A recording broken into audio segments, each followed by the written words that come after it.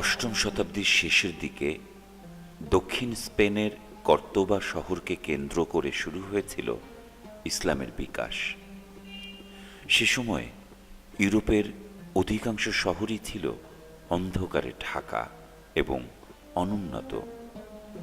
সেখানে এই কর্দোবা শহর ছিল শিল্প, স্থাপত্য, শিক্ষা ও সৌন্দর্যে মহীয়ান একটি আলোকিত শহর।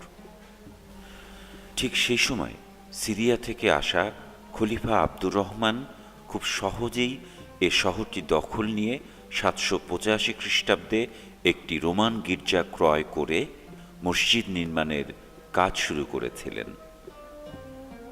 এ সময় মসজিদটিতে 130টি থাম ছিল। সেই মসজিদটি কেবলমাত্র নামাজ পড়ার স্থান হিসেবেই নয়, এটা রাষ্ট্রীয়, প্রশাসনিক ও বিচারিক কাজের জন্য ব্যবহার হতো। পরবর্তী 300 বছরের বিভিন্ন খলিফার আমলে এই মসজিদটির অনেক সংস্কার হয়। 788 খ্রিস্টাব্দে মসজিদের সাথে নতুন অংশ যোগ করে তাতে বসানো হয় মিনার। 833 সালে আব্দুর রহমানের পুত্র মসজিদটি দ্বিতীয় দফায় প্রশস্ত করেন।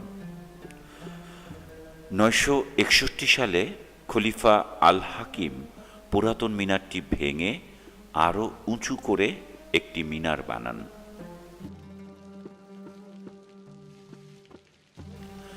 987 সালে সুলতান আল মনসুর মসজিদটি আরও বড় করে তার সাথে রাজপ্রাসাদের সমন্বয় করেন।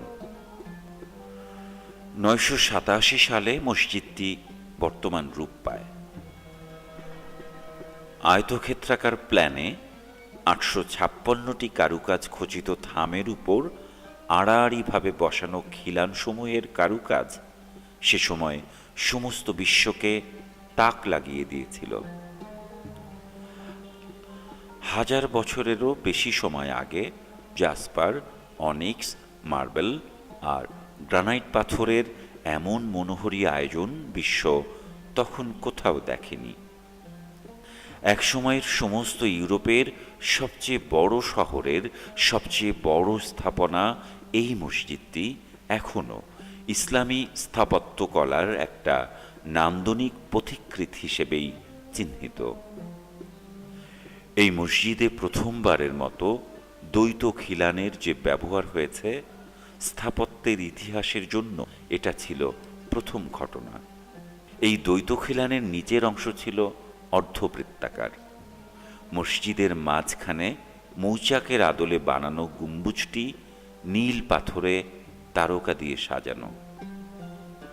স্থাপতিক দৃষ্টিকোণ থেকে এই মসজিদের মিহরাবটি নান্দনিকতার চরম উৎকর্ষের পরিচয় বহন করে।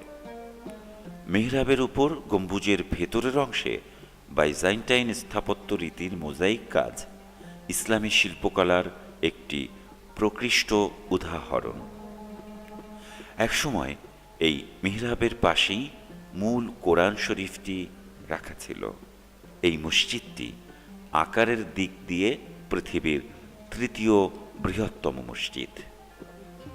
300 বছরের বিভিন্ন পরিবর্ধন ও অলঙ্করণ শেষে এই অনুপম স্থাপত্যটি রোমান, গোথিক, বাইজান্টাইন, সিরীয় এবং পার্সিয়ান স্থাপত্য রীতির সম্মিলনে যে অনুপম স্থাপনায় পরিণত হয়েছে তা পরবর্তীতে বহু মসজিদ এবং গির্জার জন্য আদর্শ হিসেবে পরিগণিত। এই মসজিদের অলঙ্করণের কাজ দেখে বিশ্ব পর্যটকেরা এতটাই বিস্মিত হয়েছিলেন যে একে পৃথিবীর সবচেয়ে আলংকরিক স্থাপনা হিসেবে চিহ্নিত করতেন।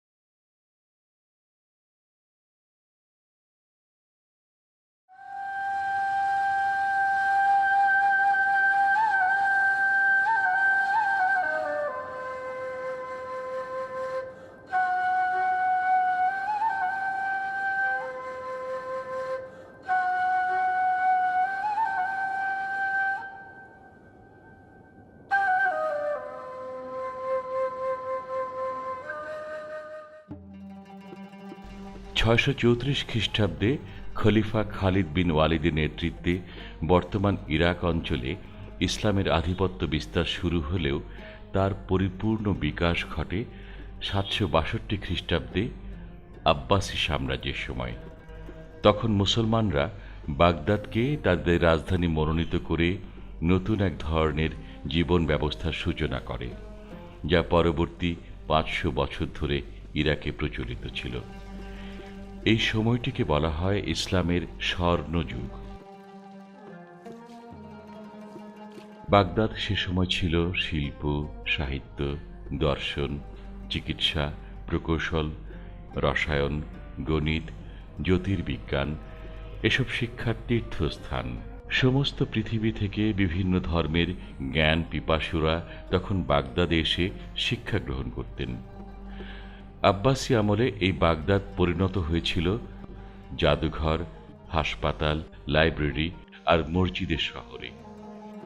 বাগদাদের বায়তুল হিকমাত বা জ্ঞানের ঘর তৈরি হয় প্রথমবারের মতো, যা পরবর্তী সময়ে বিশ্ববিদ্যালয়ের ধারণা দিয়েছিল পৃথিবীকে।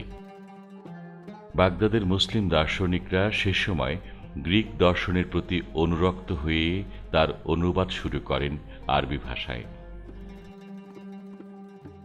Aristotle, Plato, Hippocrates, Euclid, Pythagoras প্রমুখ দার্শনিক ও বিজ্ঞানীদের তত্ত্বগুলো তারা রপ্ত করতে থাকেন।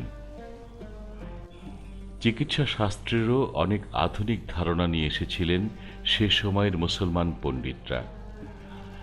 1000 বছরের বেশি সময় আগে পৃথক রোগীর জন্য পৃথক ওয়ার্ডে চিকিৎসার ব্যবস্থা করার বিষয়টি এই প্রথম দেখা যায় বাগদাদে।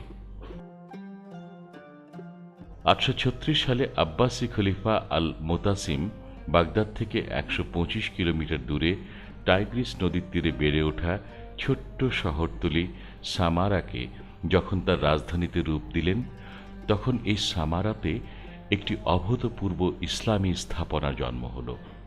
তার পরের খলিফা আল মোতাওয়াক্কির নির্দেশে 851 সালে সুবিশাল এই সামারা মসজিদ বানানো হয়।